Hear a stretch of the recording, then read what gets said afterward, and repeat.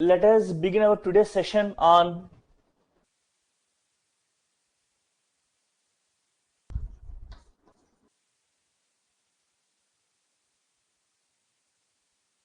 Riemann integral or Riemann integrability. So the objective of today's session will be on the definition and its concept. We can simply call it as Riemann's definition of integral, and then we take some problems. Later we discuss about some standard results which are useful in solving the problems. Later again we move to the problem solving sessions. So this I have planned for today's session. Okay, so please take a note of it. Then we will start our session.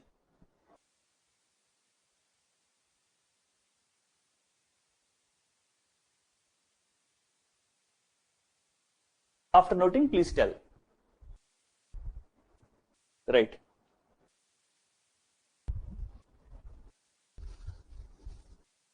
So if we consider a definite integral, let us say integral a to b f of x dx. So what is the geometrical significance of this one? Where f of x is a single variable function.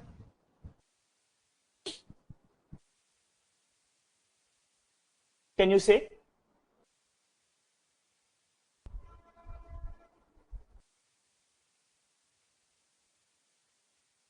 So if you are calculating integral a to b f of x dx,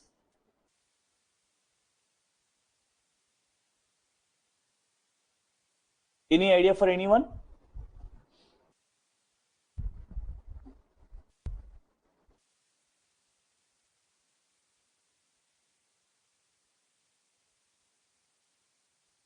So bounded region between a and b, in other words, can we assume that if this is the function, this is a and this is b, so you are going to calculate the area bounded by the curve and the axis between a and b. Do you agree? Right. Anybody has any query over this one? If you consider the definite integral. Fine. Now what happens? Our main intention is nothing but calculating this bounded region. So in the previous classes, you have heard about the word that is partition. Nothing but whenever you consider an interval AB, we will select randomly some points between A and B. Selecting the points is at random, it is our own choice. And in other words, you are bifurcating this interval, usually equal intervals. In other words, you are taking the segments like this.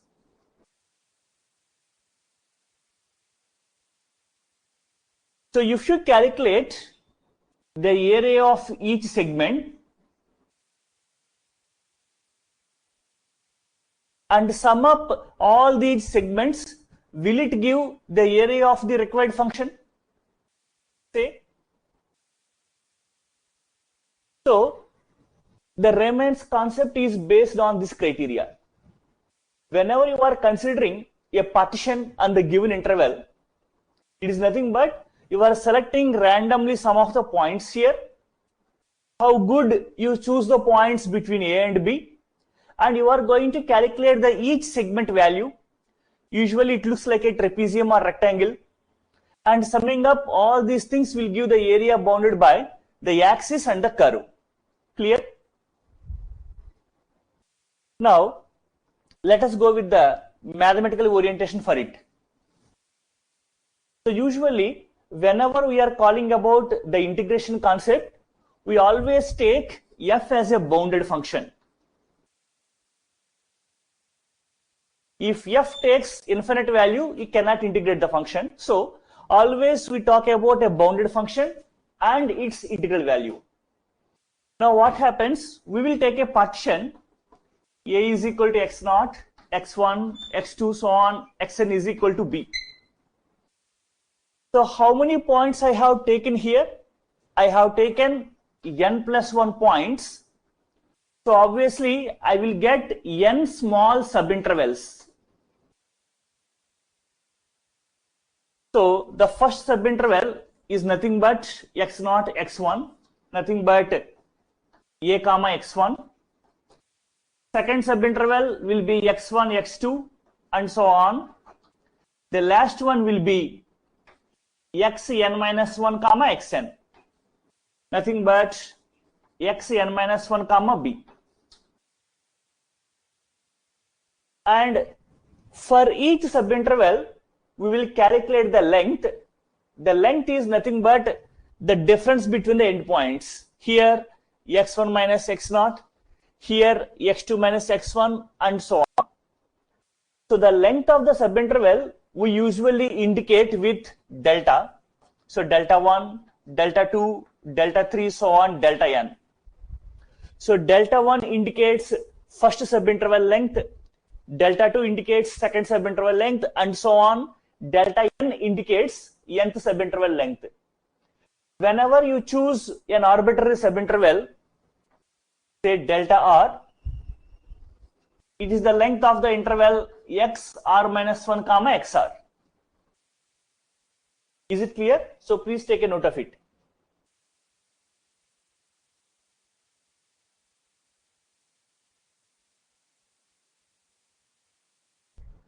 Now,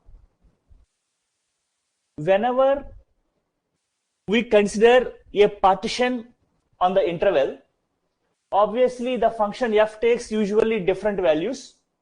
So you can calculate the smallest value and highest value for the function, nothing but infimum and supremum for the function.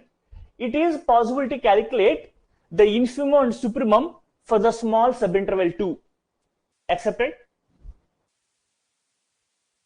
We are going to calculate the smallest value and biggest value for the function on the subinterval what you have taken there. So for that, we indicate that whenever you take the rth subinterval IR, its infimum will be denoted by MR and the supremum will be denoted like this, capital MR. Now why we are doing all these things? Earlier at the +2 level, you have learned that integration is nothing but a sum. Similarly, here we are going to define two sums. First one is called lower sum. Second one is called upper sum. And how we are defining this sum? You consider a function on the closed interval AB. You have taken a partition randomly here, and for each subinterval you have taken that this is the infimum and this is the supremum, and the length of the subinterval is indicated as delta r. Now the lower sum is defined as LPF. F is nothing but the function what you have taken. P is the partition, what are the partition you consider on the interval. L indicates lower sum. It is defined as summation r is equal to 1 to n small mr delta r. So what you are doing, you are multiplying the infimum value with the length of the subinterval and you are summing up all these things. It is called lower sum. You can call it as lower Riemann sum. Similarly, you define upper sum. UPF is equal to summation r is equal to 1 to n capital MR delta r. Is it clear now to all how the sums are defined? Say. Now let us take a simple example so that you can understand what are these sums. Right? Now, for our convenience,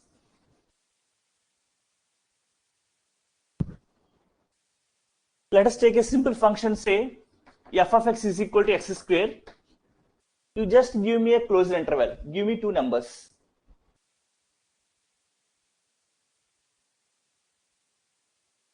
Right? So let us take the interval as 2 and 7. A value is 2, B value is 7. Now you are taking a partition on this. Now you can take randomly any number of points between 2 and 7. Let me say I am going to take 2, 3, 3.5, 4, 6, 7. Is it acceptable to you? Now what are the subintervals I am going to have here? 2, 3, 3, 3.5, 3.5, 4, 4, 6, and 6, 7. These are the subintervals I will get here. Now, for each subinterval, if you calculate the function values using x square, you will get infimum as well as supremum. So, since x square is an increasing function, the first number 2 gives the infimum and second number 3 gives the supremum here in this case. So here infimum f here is equal to 4, 2 square is 4, and supremum f is equal to 9. So you are going to calculate for each and every interval here. So you can call it as, this is the first interval I1, so this is M1 and this is capital M1. If you consider the lengths, here the difference between these two is 1. So delta 1 is equal to 1. Here delta 2 is equal to 0.5. Here delta 3 is equal to 0.5. Here delta 4 is equal to 2. Here delta 5 is equal to 1. Now, can you visualize how I am going to calculate the LPF and UPF? So if you are going to calculate LPF, it is nothing but M1 delta 1 plus M2 delta 2 plus M3 delta 3 plus M4 delta 4 plus M5 delta 5. Since I have taken 5 subintervals here. So if you sum up all these values, you will get a number. This is called the lower sum. In the same manner, we can calculate the upper sum UPF, multiplying with the supremum values with corresponding subinterval length. I think it is not necessary for you to calculate the value. You have understood how to calculate that. Say. Right. Now, after calculating LPF and UPF, what are the partition you consider usually? Always the lower sum is less than or equal to upper sum. What are the function you consider? Always lower sum will be less than or equal to UPF. The lower sum will be less than or equal to the upper sum. Now, one interesting thing here is the sum is based on the partition, isn't it? So, if the sum changes means the partition is changed, because we can select a partition on the interval in infinite number of ways. This is the partition I have selected here. You can take the other partition as 2, 4, 6, 7. It is also a partition on the given interval. Accepted? Yes or no? So if you calculate LPF and UPF, obviously the value will be different. So what you are trying to do here is, for different partitions taken on the interval, you are having different lower sums and different upper sums. Now the concept of Riemann integral says that you consider all possible partitions on the interval which you have taken. Now, we define two integrals here.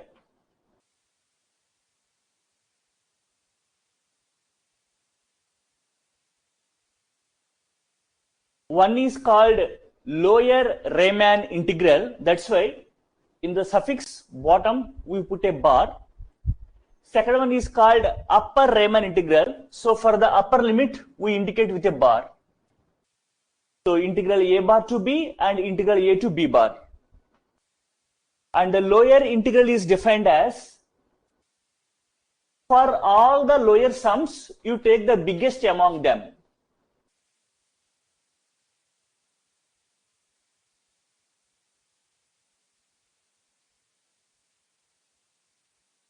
Similarly, the upper Riemann integral is defined as, for all the upper sums, you take the smallest one.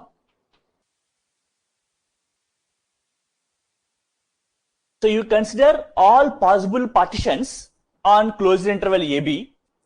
So for all the lower sums, you take the biggest among the lower sums. So supremum of LPF, we call it as lower Riemann integral. And here, for all the upper sums, you take the smallest among them, we call it as the upper Riemann integral. If these two values are equal, that is integral a bar to b f equals to integral a to b bar f, then we say that the function is Riemann integrable. Since the two integration values are equal, you are going to get a number. So it is called the Riemann integral value of the function f. So the bar will be removed, and generally we indicate that integral a to b f is equal to some number. Always we will have the lower integral value is less than or equal to the upper integral value. That is by default true. We will have a result also that is immaterial with respect to the class session. So always the lower integral is less than or equal to upper integral. So whenever the two values are equal, we say that the function is Riemann integrable, and we denote the common value as integral a to b f. So this is the total concept of the Riemann integral. Clear? In other words, we can call it as the Riemann's definition of integral in other way. Now, if you think about the sums, lower sums and upper sums, what we can understand geometrically if you draw a picture. So, this is my thinking. Let us discuss on that. Suppose this is the graph you have taken for the function f, and this is the interval AB, and you are going to integrate the function. In other words, you are going to calculate the area bounded by the curve and the x-axis. Integral a to b f you are calculating. Now, if you have taken a partition on the interval, means randomly you have selected some points here, so that you have some segments here.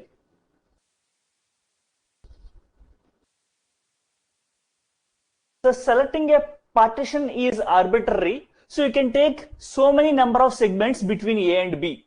That is up to you. So for our convenience, I have taken 1, 2, 3, 4 segments here. Now, for each segment, so if you understand that this is the function's highest value, this is the function's lowest value, accepted on the graph. So if you say for the first interval delta 1 is nothing but difference between the endpoints. So it is nothing but you are taking the breadth here. This horizontal width you have taken. So if you take, say, m1 delta 1, so what does it mean? You are going to have a rectangle here, length into breadth you are doing. Is it clear to you? M1 indicates the length, delta 1 indicates the breadth. So in this way, m1 delta 1 plus m2 delta 2 plus m3 delta 3 plus m4 delta 4, if you will do, so you have approximated the area of the region by means of rectangles. Clear? Similarly, if you take the upper sum, so capital M1 delta 1, capital M2 delta 2, and so on, again you are going to get the area by means of rectangles where the upper values are considered. So whenever the lower sum and upper sum are equivalent, then automatically lower integral and upper integral will be almost equivalent.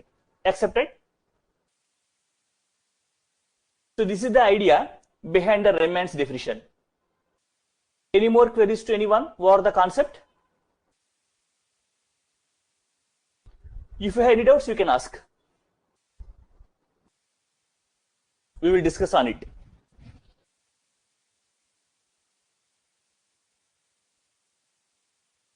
Have you studied this concept earlier?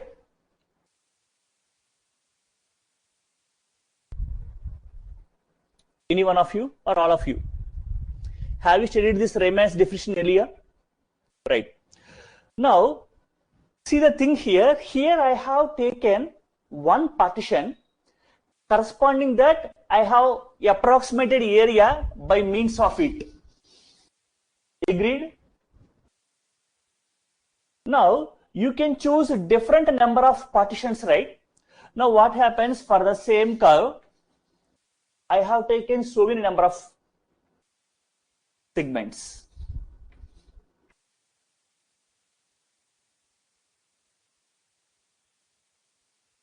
Here also, I am taking the same path like m1 delta 1 plus m2 delta 2 plus so on plus mn delta n if I have taken n subintervals. Here also I am going to get the area of the region by means of summing up the rectangular areas. Accepted? So here the question raises that what is meant by supremum of LPF? Because selecting a partition is infinite ways possible on a subinterval. So it is nothing but if you have considered all possible segments between A and B, in other words, without leaving any single point between A and B, if you have considered all the points between A and B, automatically that will be nothing but the supremum. Agreed? The maximum possibility of the lower sum you have calculated. So it is nothing but, generally we will write the partition as A is equal to x0, x1, so on, xn is equal to b. Nothing but you have divided the AB interval into n segments. So what happens if n tends to infinity?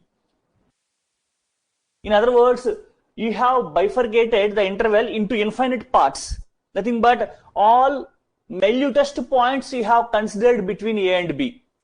Then also if you perform the same sum, whether you take the lower one or upper one, so it will be nothing but approximating the region exactly.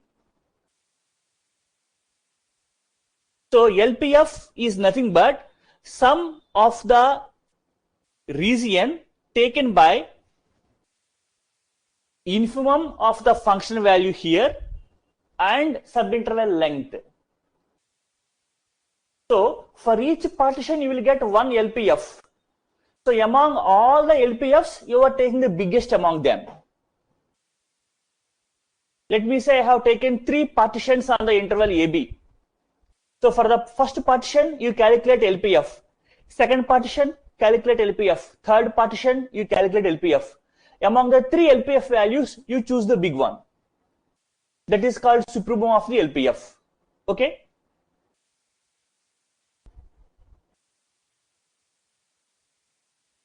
Since choosing how many partitions are there between A and B, it is not practically possible because there are infinite number of ways to select a partition. So in other words, we are saying that you are going to bifurcate the interval AB into infinite number of segments, nothing but all possible segments you are considering. That is the underlying idea here.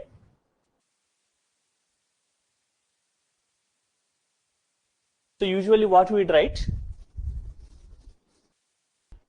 LPF is nothing but summation r is equal to 1 to n mr delta r.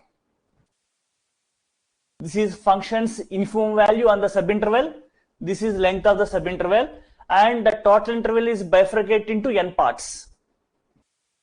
Now what happens if this is infinity? What about LPF? We can say you have approximated the entire region by means of lower sums, the lower values of the function. Say,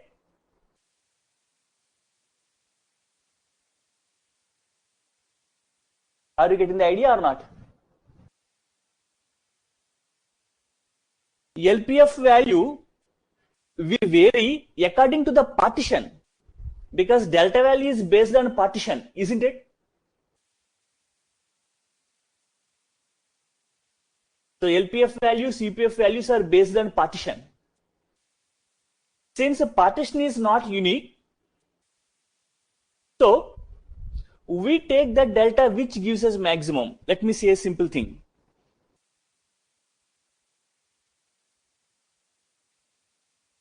Let us take the function as f of x is equal to x itself. Take the interval AB is equal to 5, 10. The simple example. Now, if you take a partition, let us say 5, 6, 7, 8, 9, 10. So what will be delta? In each case, delta is 1. Because 5, 6 is length is 1, 6, 7 length is 1, 7, 8 length is 1. Now, what about the function value? Supremum and infimum, if you calculate for the first subinterval 5, 6, supremum is equal to 6, infimum is equal to 5 as per the function value is considered. So we are calculating f of 5 and f of 6. And what you are doing, if you calculate the lower sum, 5 into 1 plus 6 into 1 plus 7 into 1 plus 8 into 1 plus 9 into 1, you are doing. You will get a number. Accepted? Here delta is equally distributed. Similarly, if you calculate the upper sum, you are taking upper sums. 6 into 1, 7 into 1, 8 into 1, 9 into 1, 10 into 1. You will get the upper sum. Now what happens? Let us change the partition. So for 5 and 10, you take the partition as 5, 7, 9, 10. Now what happens? Delta changes, automatically LPF and UPF changes. Accepted? So that is what I am saying actually, because choosing a partition is not unique. So apart from choosing different partitions, which is not practically possible, considering all kinds of partitions on the given closed interval, apart from it, if you choose each and every point and you are calculating LPF and UPF, it is nothing but finding the lower integral and as well as upper integral. Okay? Are you getting the idea? Underlined idea. So I am considering each and every point between the interval. That's why I am saying n tends to infinity. The number of segments, I am taking infinite segments between A and B. However, the function values will be changing. Infimum and supremum will change. So the lower integral and upper integral will be defined as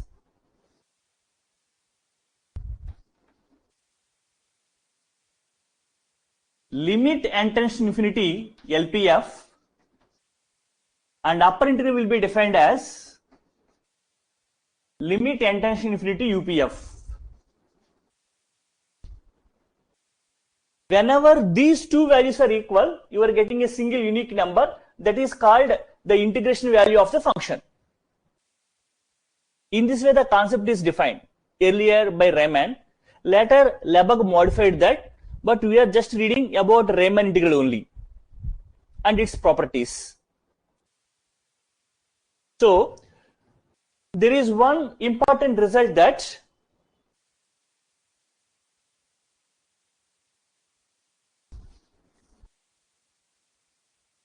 whenever we take n tends to infinity, but for upper we have to calculate infimum.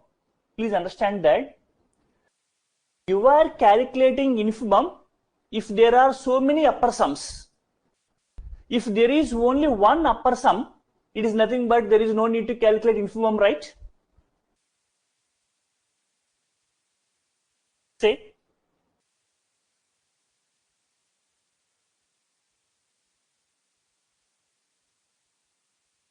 Let me say one thing.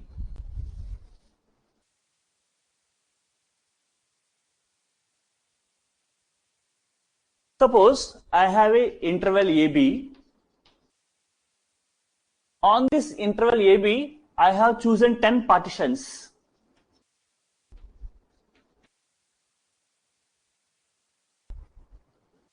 So what is meant by a partition here? You are randomly selecting some points between A and B. So whenever you take any two partitions, there may be some points common or all the partitions are different. Now, for each partition, I will calculate the lower sum as well as upper sum. L P1F, U P1F, L P2F, U P2F, and so on. Now what happens? After finding all lower sums, I am taking the biggest among them. LP1, LP2, LP3, so on, LP10. All the lower sums, I am taking the biggest. Similarly, for all the upper sums, I am taking the smallest, infimum. Whenever these values are equivalent, if they are almost equal, then we said that the function is integrable. That was the idea. Now the question is that how can you confirm that there are exactly 10 partitions on the interval? There may be so many, isn't it? That's why we are saying that apart from limiting that only this much number of partitions are available on the interval, I am taking each and every point. So that what happens, there will be only one big partition which gives the LPF as well as UPF for calculation purpose. If the two values are equal, then we say that the function is integrable. Okay? Is it giving the idea or not?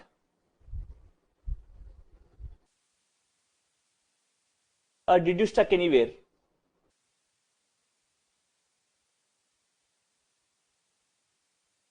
So if you have any more doubts, you can ask. No problem.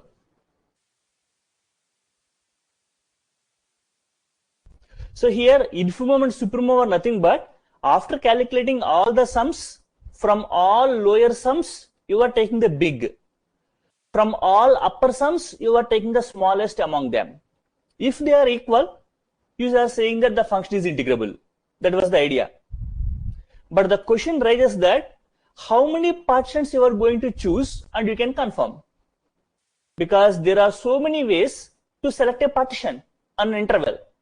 That's why apart from limiting ourselves that only this much number of partitions I am considering on an interval, I am taking the total big partition, nothing but all possible segments I am considering on the interval. So there is no need to find and search for another partition. So whenever we take n tends to infinity, we will get supremum of LPF and infimum of UPF automatically.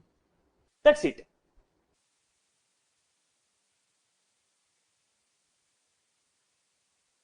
Because as and when the number of points increases, the function value also increases, supremum of LPF, isn't it? That's it. That was the idea. Since we are just understanding the concept, how the integration is defined, since question will not be asked on this, problems are different.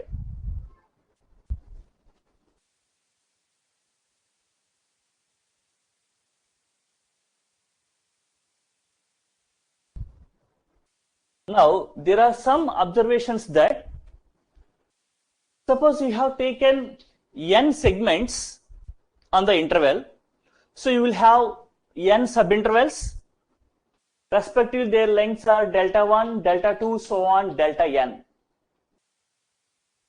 So if you sum up all these lengths,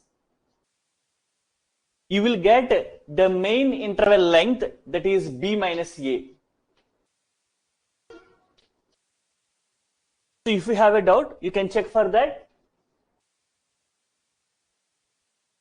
Take the interval 5, 10. Let us take a partition 5, 7, 9, 10. So here you will get delta 1. This is first segment, length is 2. second segment delta 2 is equal to 2, third segment 1. Now if you sum up all these values, the number is 5, nothing but main interval length 10 minus 5, 5. Okay. So delta 1 plus delta 2 plus so on plus delta n, summing up all the subintervals length, you are going to get the main interval length. So the general notation is summation r is equal to 1 to n delta r is nothing but b minus a, the main interval length. And now what happens, as and when the number of points are increasing, the points you are choosing between the values 5 and 10, the interval values, here we are going to find one interesting thing, that norm. What is meant by norm of the partition?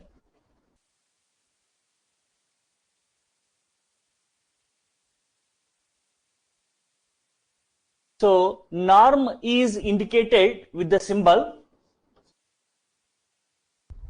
So whenever you take a partition P on closed interval AB, we say that norm of the partition is denoted by norm P, and it is defined as the maximum among the subinterval lengths. Suppose here I have taken 3 subintervals. First interval length is 2, second subinterval length is 2, third interval length is 1, among which the maximum length is 2. So norm of the partition is equal to 2. Suppose you have taken the partition with equal values, let us say 5, 6, 7, 8, 9, 10. This is the partition I have taken. So here interval length is 1, interval length is 1, interval length is 1, so on. So what will be the norm here? Norm of the partition is equal to 1. Accepted? In this case.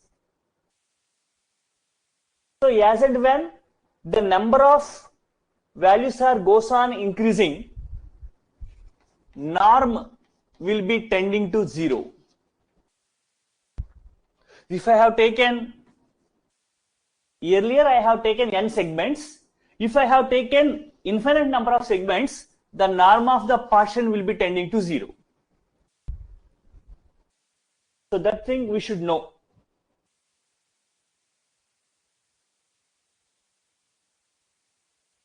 Right? So on the whole, if we sum up our discussion, Riemann integral is nothing but you are going to calculate two integrals, lower integral and upper integral. Whenever these two values are equal, we say that the function is Riemann integrable. If the values are unequal, it is not Riemann integrable. Okay? That is the whole idea. And you are approximating the area bounded by the curve and the axis. As and when we understand that integral a to b f of x dx is giving what? And it is approximated by means of summing up the areas by means of rectangles. Okay? That is the whole discussion. So any more questions for anybody over this?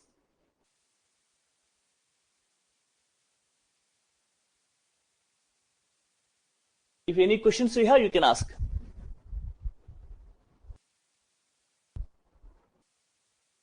Then I will move to some problem solving techniques. There we can discuss what are the approach in solving the problems.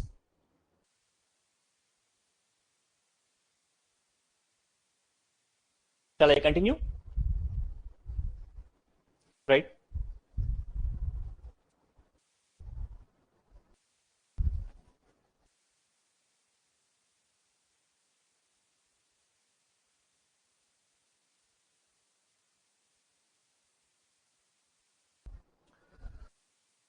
The fundamental criteria here is,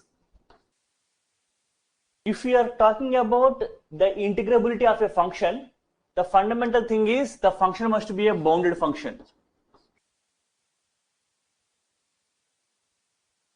then only we talk about this partition, lower sum, upper sum, equivalency, etc., etc. If the function is not bounded, then we say that we are not talking about its integrability. Now, there are certain results which are useful in proving that the function is integrable. So here also in learning the concept, we are not interested in finding or evaluating the integral value. Here we are interested that whether the function is integrable or not. That was the idea. So if the function is integrable, what could be the possible integration value? What is the lower and upper value? Between what values the integration value will come upon, etc., etc. We are going to discuss. And what are the other theorems useful in finding the integration value? So one thing is, if the function is continuous on closed interval AB, so I have a function on the closed interval AB. If I know that, or if I prove that the function is continuous on the interval, then it is Riemann integrable. So symbolically, we will write it as f belongs to R of AB. So R stands for Riemann integrable. So f is Riemann integrable on the closed interval AB. Another useful result is the function should be monotone. That means either it will be increasing or decreasing over the subinterval. Then f will be Riemann integrable over that interval. Another thing is, if it has a finite number of discontinuities,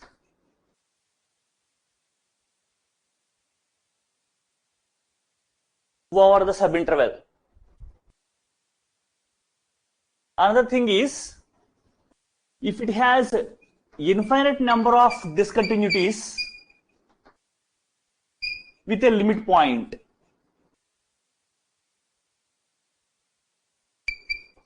That means whatever the points of discontinuities we have considered, they should be tending to a limit. So these are some useful results. And another one thing that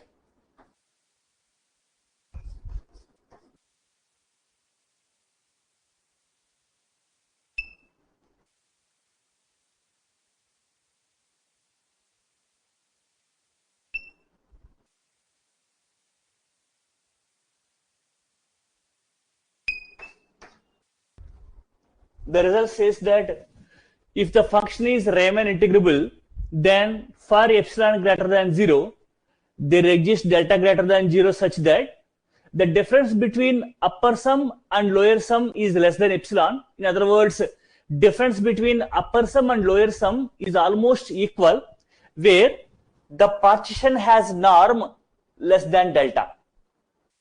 These are some useful results which are useful as and when we are doing some kind of problems, right? And these things are some criteria in verifying that whether the function is Riemann integrable or not, but these are always not necessary. Fine. So please take a note of them. Then we will take some interesting problems and we will discuss on it.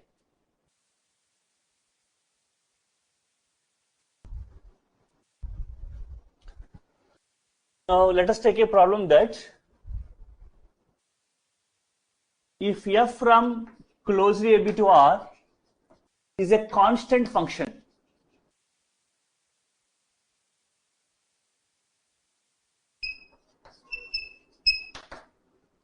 then f is Riemann integrable.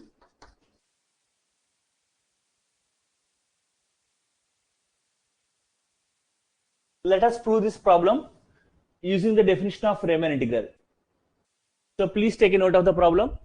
So I have taken a function f which is a constant function on the closed interval AB, and my intention is I am going to show that it is Riemann integrable on the interval what I have taken. Okay. Is it clear? The objective of the problem?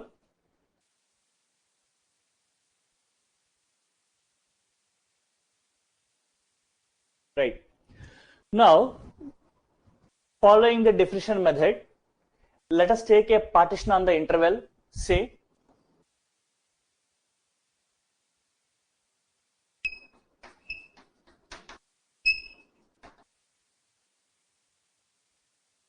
so this is the partition I have taken on the interval AB.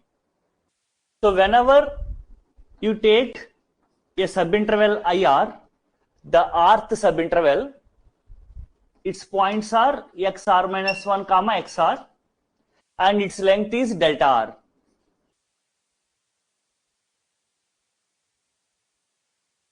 And obviously I have taken a constant function, so let us take that f of x is equal to k for all x belongs to the interval because it is a constant function. So in this case, what is the infimum and supremum for the function f?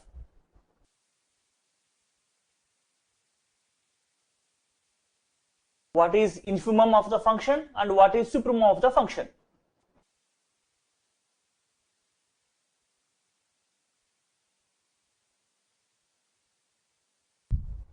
K itself, because whatever the value you take, the maximum value is nothing but k. So if you take any subinterval, its infimum is nothing but k, its supremum is nothing but k. In other words, the maximum function value on the subinterval is nothing but k. The minimum function value on the subinterval is nothing but k. Agreed? Right. Now, let us calculate the lower sum as well as upper sum. So, if we calculate LPF, it is nothing but summation r is equal to 1 to n mr delta r. Here small mr stands for infimum of the function over the subinterval IR. So this is equal to summation r is equal to 1 to n k into delta r, because the function takes only one value k, so infimum is nothing but k, supremum is nothing but k. Since k is a constant, it is not varying here, so k into summation r is equal to 1 to n delta r. So here we are summing up all the subinterval lengths.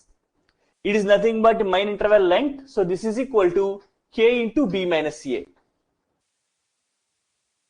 Any questions over this LPF? Similarly, if you calculate the upper sum,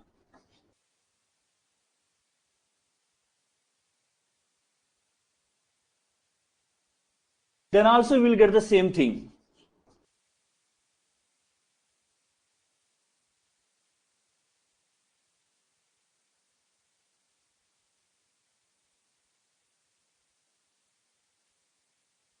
The upper sum value is also nothing but k into b minus a.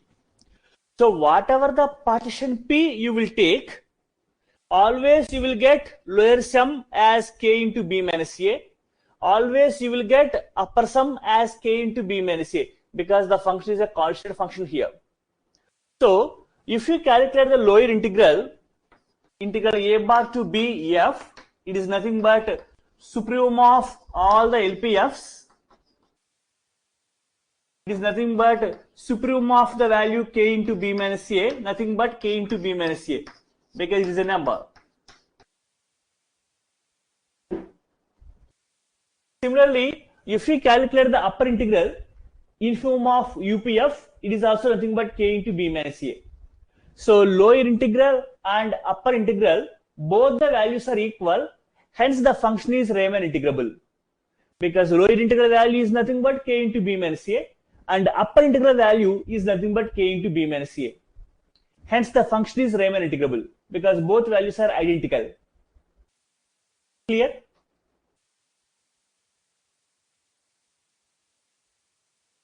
Is the solution approach clear, or do you have any queries?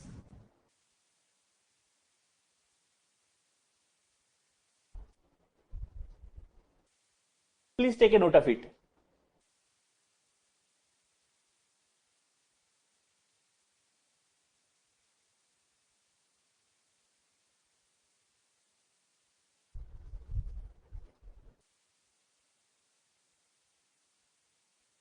After noting, please tell.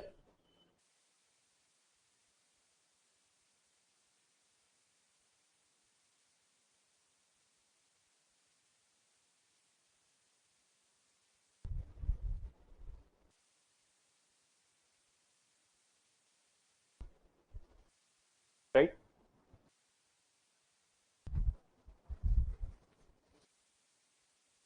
So if you calculate the lower integral, its value is k into b minus a.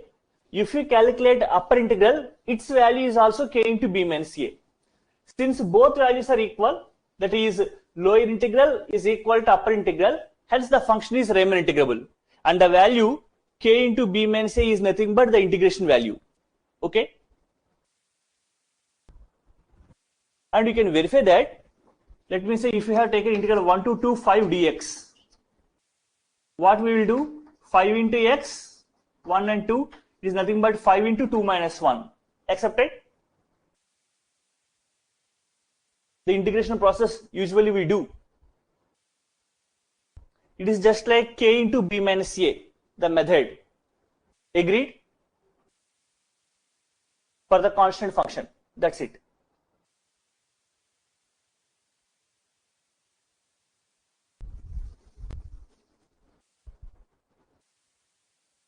So another thing is,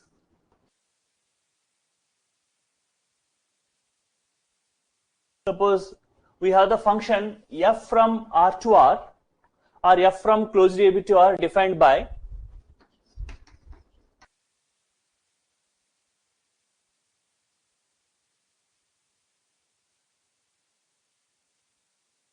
the function f from closed AB to R is defined like this. F of x is equal to 1 where x is rational. F of x is equal to minus 1 if x is irrational. So here also we are going to verify whether the function is Riemann integrable on closed AB or not, using the definition of Riemann integrable. Okay? Please take a note of the problem. The function which you have defined here, say when x is rational, the value is 1. When x is irrational, the value is minus 1. This kind of function, we call it as Dirichlet function. It has the name Dirichlet function. After noting, you please tell. Right. Now, as usual, we will take a partition on AB. Say capital P is equal to A equal to x0, x1, x2, so on, xn is equal to B.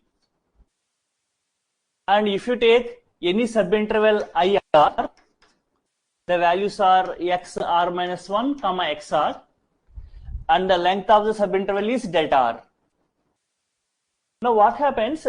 Whatever the partition you take, since the function is defined as 1 and minus 1, so infimum of the function is nothing but minus 1 and supremum of the function is nothing but 1. Agreed? Because the function takes only two values, 1 and minus 1 only. It is not going to take any different value. So whatever the subinterval you consider, first interval x0, x1, second interval x1, x2, and so on, rth interval.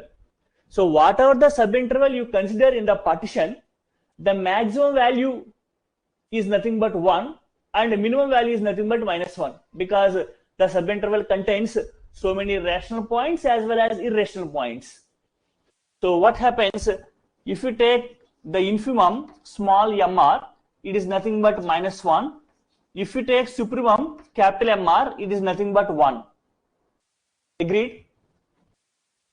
Whatever the subinterval you consider, either first interval, second interval, third interval, and so on, last interval, the smallest value is minus 1 and biggest value is 1. Yes or no?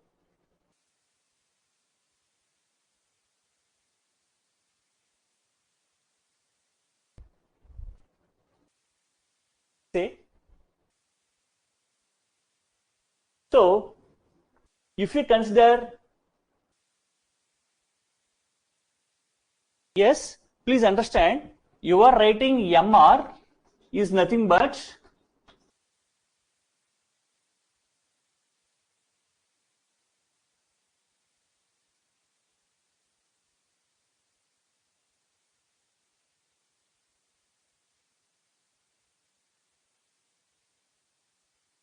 so if I write M1, it is not that I am taking the endpoints.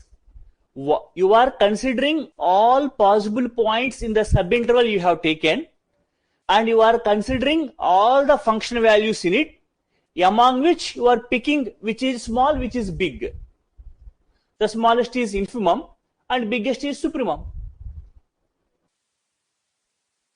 So if you imagine the graph, let me say this is one subinterval, this is one subinterval. Here I am taking the function value.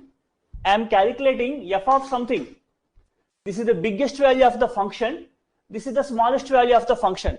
Let me say biggest value is given by y, smallest value is given by x. So f of x is nothing but infimum, f of y is nothing but supremum. That is the thing actually we need to understand. We are not considering about the endpoints. So small mr gives the smallest value of the function on the subinterval. Capital MR gives the biggest value of the function on the subinterval. Okay? In other words, we are calculating function values on the subinterval. Fine.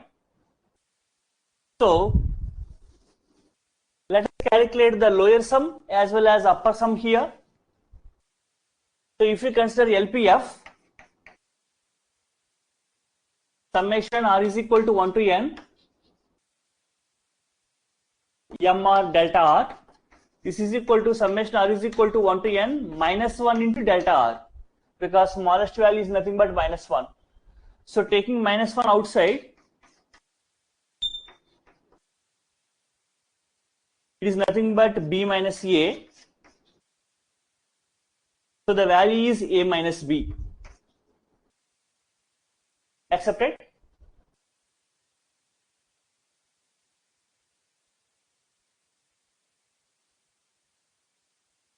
So if you calculate the upper sum, UPF,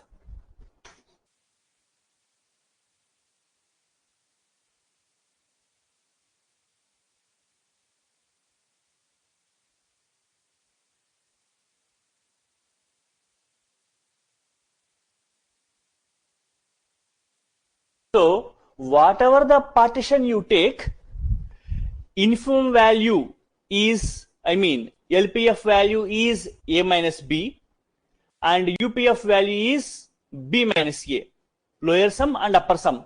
So if you calculate the lower integral, integral a bar to b f, it is nothing but a minus b. If we calculate upper integral a to b bar f, it is nothing but b minus a. Because for every partition, if we calculate LPF, it is nothing but a minus b. For every partition, if we calculate UPF, it is nothing but b minus a. Since a minus b and b minus a both are different, they are not equal, because a and b are different numbers. Because we are taking an interval, always a is small and b is big in the interval, whatever the interval you consider. So a minus b and b minus a both are always different, they are not same. Hence the function is not Riemann integrable, because lower integral is not equal to upper integral. Integral a bar to b f is not equal to integral a to b bar f. Okay? So the answer is the function is not Riemann integrable, because lower integral is not equal to the upper integral. Clear?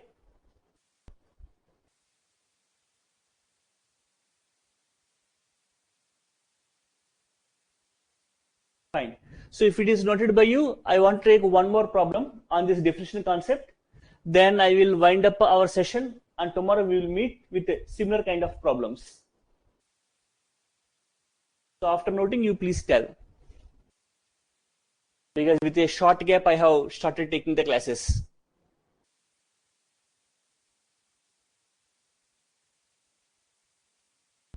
Thank you. Now let us take the problem that, just hold on a moment, I will take that.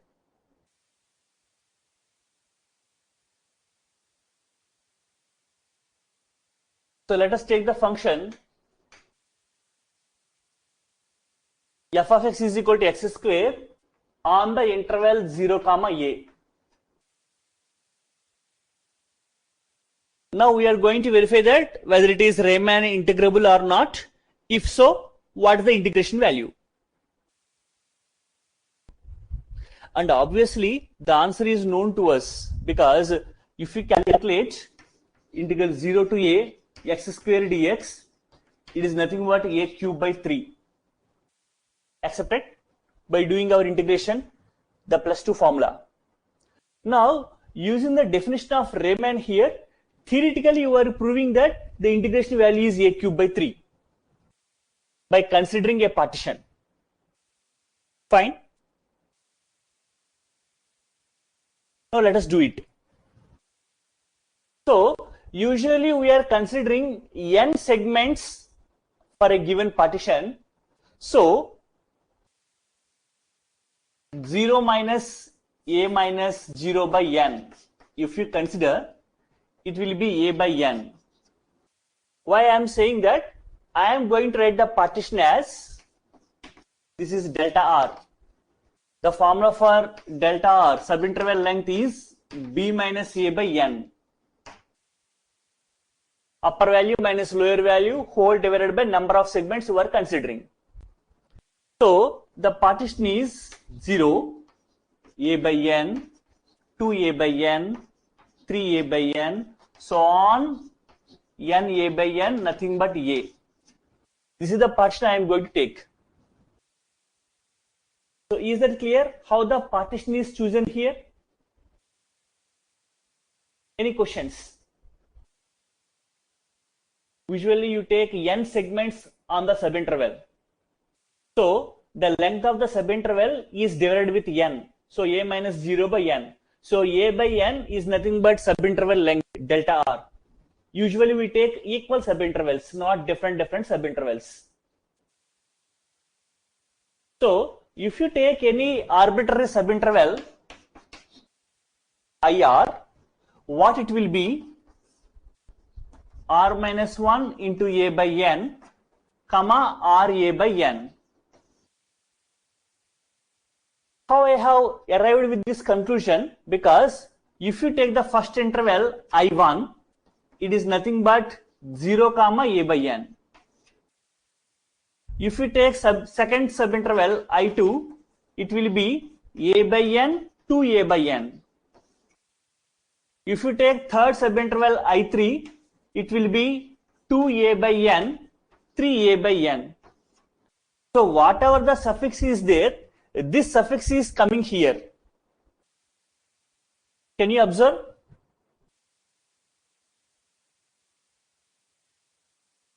So if you write IR, this R will come here, the previous number will come here. 2, 1, 3, 2, 1, 0. Is it clear how the rth subinterval is written? Fine. So you know the partition, you know the rth subinterval, you know its length. Now let us calculate LPF and UPF as it is. So let us calculate LPF. Since the function x square is the increasing function, so whatever the interval you consider, the first number gives the infimum and next number gives the supremum. So if you consider, let me say UPF value, let us say it will be summation r is equal to 1 to n mr delta r. This equals to summation r is equal to 1 to n, mr means the function value which is big in the subinterval you have taken. Since it is increasing function, in this subinterval, the first value gives infimum, the last value gives supremum. So mr is nothing but r square a square by n square. How I have taken? Because the function is x square. Substitute ra by n in the function. And delta r is nothing but a by n. So it is nothing but a cube by n cube into summation r is equal to 1 to n r square. Accepted? Please check. Right. So if you expand it, a cube by n cube into, so 1 square plus 2 square plus 3 square plus so on plus n square. So sum of the squares of the first n natural numbers, you have a formula, n into n plus 1 into 2n plus 1 by 6. Here it will be a cube by n cube into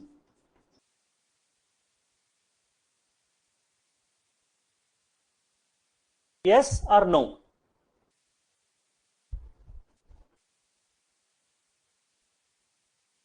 Agreed all? Right. So n cube will be gets cancelled if you take n as common in the numerator. So it will be a cube by 6 into 1 plus 1 by n into 2 plus 1 by n. Please check, n cube gets cancelled. So what happened? I have arbitrarily chosen a partition P. I have calculated the upper sum UPF, and this is the value of the upper sum. Now what I have to do? I have to consider all possible partitions on the interval, and for each partition I should find the upper sum, and among all the upper sums I should take the smallest one.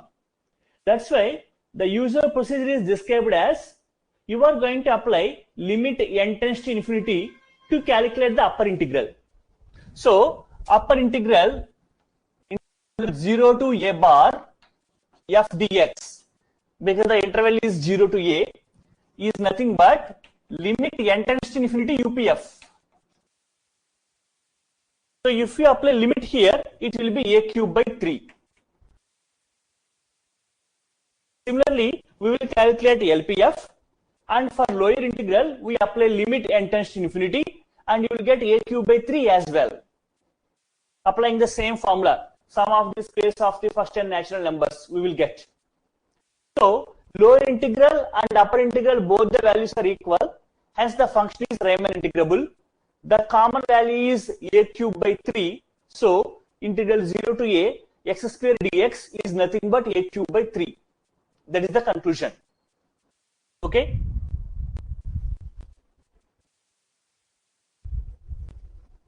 So whatever the function you take, any polynomial function, trigonometric function, exponential function, whatever it is, you are doing Riemann integration means you have taken a partition, you have calculated LPF, UPF, and you have calculated the lower integral and upper integral, and both are becoming equal. That common value you are taking it as integration value. If the integration values are unequal, then we say that it is not Riemann integrable. If the integral values are unequal, then we say that it is not Riemann integrable. Okay. So any more queries over that? Finding lower integral as well as upper integral there? To anyone?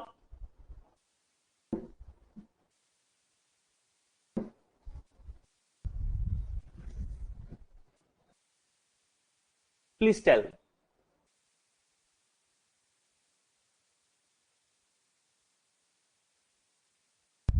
Is it clear?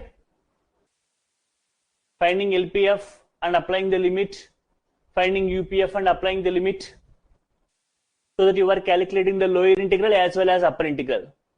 Now the interesting thing here is, if I have taken tan x, sin x, cos x on a closed interval AB, so taking a partition, calculating LPF, UPF, and calculating upper and lower integrals by applying limit n tends to infinity is a hazardous task.